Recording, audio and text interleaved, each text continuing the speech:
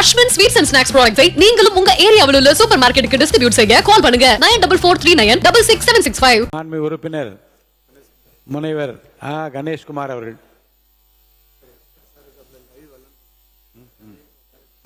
மாண்புமிகு பேரவைத் தலைவர் அவர்களே, 2026-27 ஆண்டு நிதிநிலை அறிக்கையின் மீது மற்றும் வேளாண் நிதிநிலை அறிக்கையின் மீது விவாதத்தில் பங்கேற்பதற்கு வாய்ப்பளித்தமைக்கு தங்களுக்கு நன்றியை தெரிவித்துக் கொள்கிறேன். மாண்புமிகு தமிழக முதலமைச்சர் அவர்களுக்கும் நன்றியை தெரிவித்துக் கொள்கிறேன். மேலும் எனக்கு இந்த வாய்ப்பை வழங்கிய பாட்டாளி மக்கள் கட்சியினுடைய தலைவர், முன்னாள் நடுவண் சுகாதாரத்துறை அமைச்சர், இந்திய தேசத்திற்கே 108 ஆம்புலன்ஸை கொண்டு வந்து சேர்த்த எங்களுடைய தலைவர் மருத்துவர் அன்புமணி ராமதாஸ் அவர்களுக்கும் இந்த நேரத்தில் நன்றியை தெரிவித்துக் கொள்கின்றேன். பாட்டாளி மக்கள் கட்சியினுடைய சட்டமன்ற தலைவர், மதிப்புக்கும் மரியாதைக்குரிய முனைவர் சௌமியா அன்புமணி அவர்களுக்கும் என்னுடைய நன்றியை தெரிவித்துக் கொள்கின்றேன். அதே நேரத்தில் எனக்கு தேர்தலில் வெற்றி பெறுவதற்காக உழைத்த அனைத்து இந்திய அண்ணா திராவிட முன்னேற்ற கழகத்தினுடைய பொதுச் செயலாளர், மதிப்புக்கும் மரியாதைக்குரிய ஐயா எடப்பாடியார் அவர்களுக்கும் என்னுடைய நன்றியை தெரிவித்துக் கொள்கின்றேன்.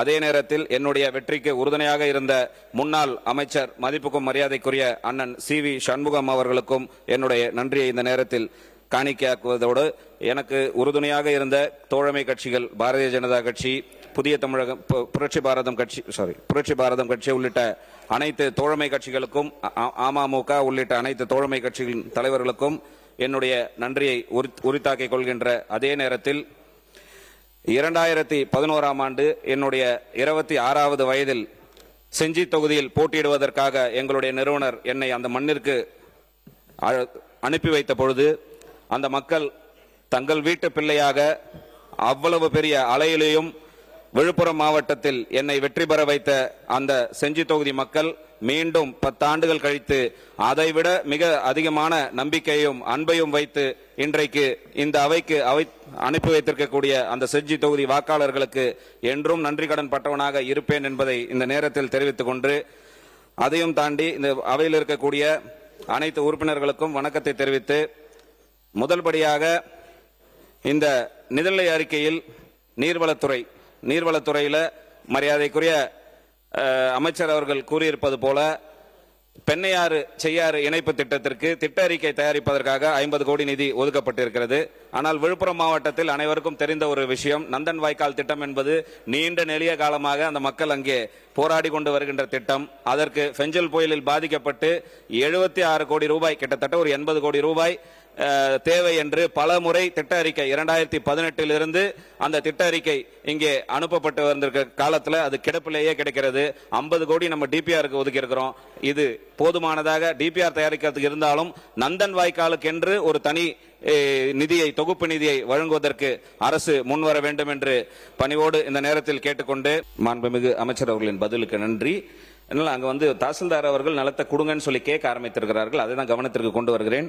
அமைச்சர் கூறிய அதே போல் செஞ்சி சட்டத்துறையின் சார்பாக செஞ்சியில் நம்முடைய நீதிமன்ற வளாகத்தில் ஒரு அடிஷனல் சப்கோர்ட் தேவை என்று கடந்த ஆட்சி காலத்திலேயே அதற்கான கருத்துரை எல்லாம் பெறப்பட்டு அரசிடம் நிலுவையில் இருக்கிறது. அந்த செஞ்சி சப்கோர்ட்டை உடனடியாக ஏன்னா பல வழக்குகள் செஞ்சி பகுதியில் பொறுத்த வரைக்கும் வழக்குகளின் எண்ணிக்கை அதிகமாக இருக்கின்ற காரணத்தினால் ஒவ்வொருவரும் திண்டிவனம் செல்கின்ற அந்த ஒரு சூழ்நிலை இருக்கிறது.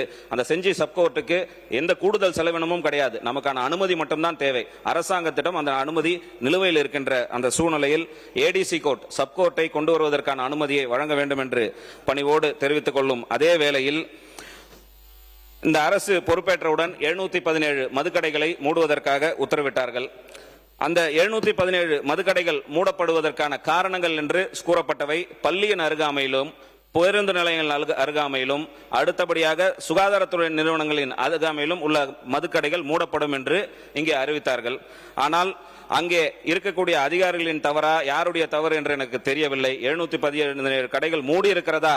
அவர்கள் மூடியிருந்தாலும் கூட வருவாயை மட்டுமே ஒரு குறிக்கோளாக வைத்து மூடியிருக்கிறார்களே தவிர, நீங்கள் சொல்வது போல் அங்கே பள்ளிக்கூடத்தில் அருகாமையில் என்று சொன்னால் செஞ்சி பேரூராட்சியில் சாணக்கியா என்ற பள்ளி இயங்கி வருகிறது. அதுல இருந்து 300 மீட்டர் அரசு ஆரம்ப சுகாதார நிலையத்திற்கு எதிராகவே ஒரு கடை செயல்பட்டு வருகிறது.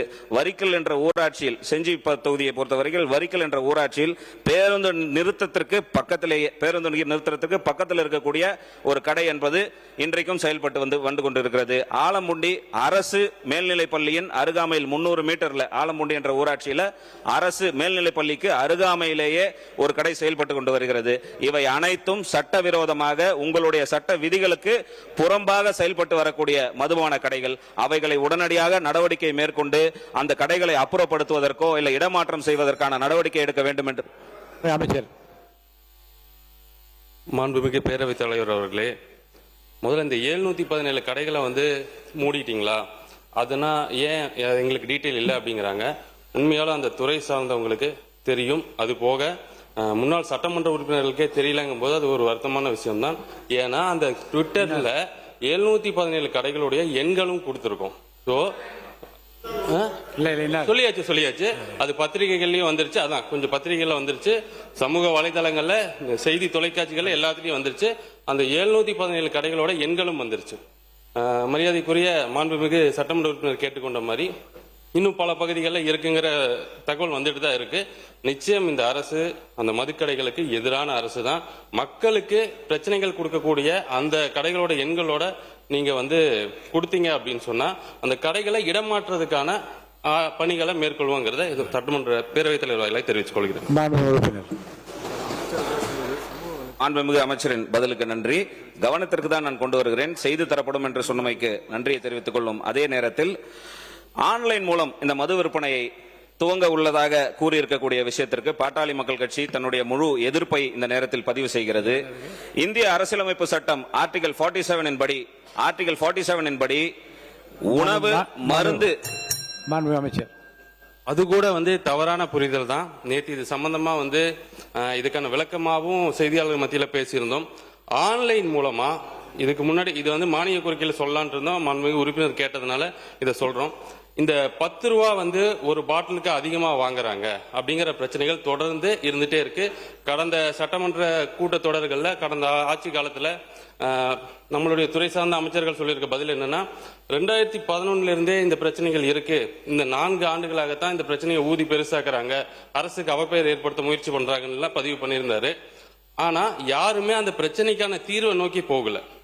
இந்த தமிழக வெற்றி கழக ஆட்சி, மாண்புமிகு தமிழக முதலமைச்சர் என்ன சொல்லியிருந்தாருன்னா, இந்த பிரச்சனைக்கான ஏன் இது இந்த நடந்துட்டே இருக்கு அப்படிங்கறத தேடி எடுக்கும் போது சில தொழிலாளர்களுடைய அவங்களோட பிரச்சனைகள் இருந்துச்சு, அதை சரி பண்றதுக்கு முயற்சி பண்ணிட்டு இருக்கோம்.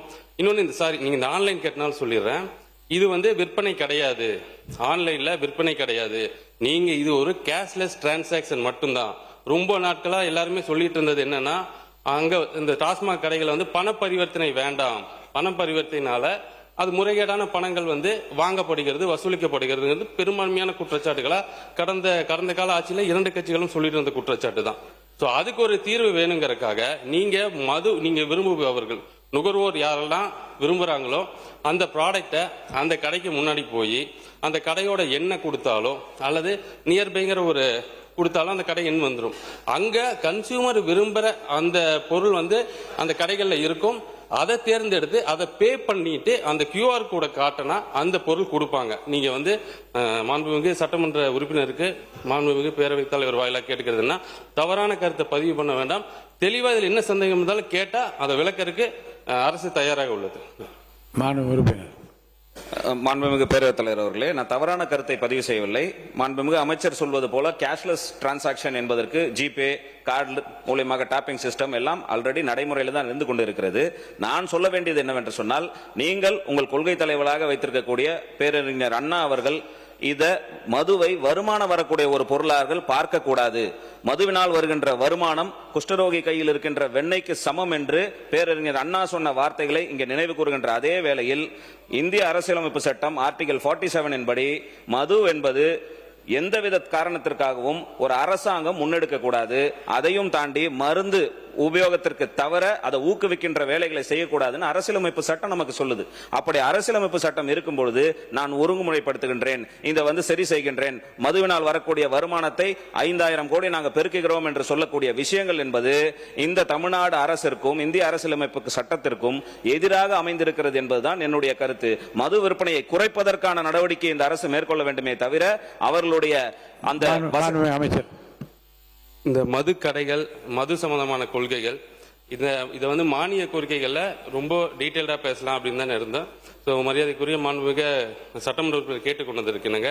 கடந்த கால ஆட்சிகள் என்னன்னா பூரண மதுவிலக்கு அமல்படுத்தப்படும் அப்படின்னு சொன்னாங்க.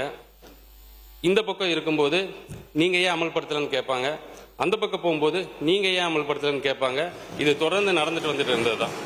அப்போ கடந்த காலத்துல அந்த துறை சார்ந்த அமைச்சர் வந்து பேசும்போது என்ன சொல்லியிருந்தாரு அப்படின்னா, இந்தியா ஃபுல்லா மது விற்பனையை தடை செஞ்சா மட்டும்தான் பூரண மது விலக்குங்கிறது தமிழ்நாட்டுல சாத்தியம் அப்படின்னு சொல்லியிருந்தாங்க. அஸ்வின் ஸ்வீட்ஸ் அண்ட் ஸ்நாக்ஸ் ப்ராடக்ட்ஸை நீங்களும் உங்க ஏரியாவில் உள்ள சூப்பர் மார்க்கெட்டுக்கு டிஸ்ட்ரிபியூட் செய்ய கால் பண்ணுங்க 9443966765.